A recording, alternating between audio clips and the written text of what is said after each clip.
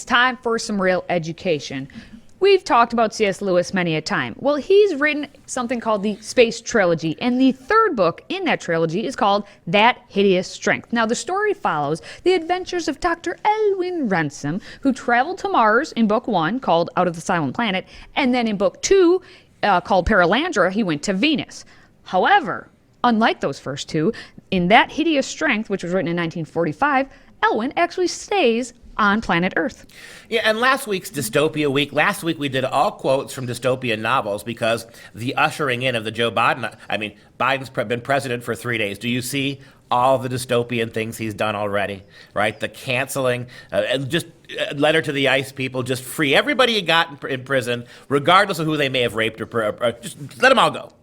The dystopian way that we're engaging in the new virus. The reason we're doing elect Joe Biden is because he's going to fix the COVID problem. And what is the response yesterday? There's nothing we can do about it. The dystopian world we have of power. So I've decided to extend Dystopia Week one more week, at least, because it was so popular with the viewers, lots of great comments. And all week this week, each of our instant classics is going to deal with quotes from That Hideous Strength, which is the third book of C.S. Lewis's Space Trilogy. And in that book, it's the only one of those science fiction books that's set on the planet Earth. It's when the cosmos pushes back against radical dystopian socialists. A really great story. Here's a great quote from that book. This is from the woman, her name is Fairy Hardcastle. She's in charge of rehabilitation and intellectual reprogramming of people. Her job it is to make good little citizens of the state in a very communist way.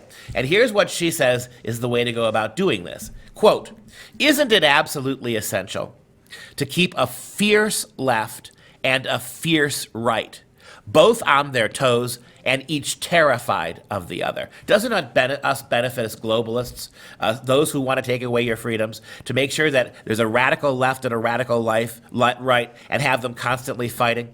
Sound familiar? Isn't it absolutely essential to keep a fierce left and a fierce right, both on their toes and each terrified of the other? That's how we get things done.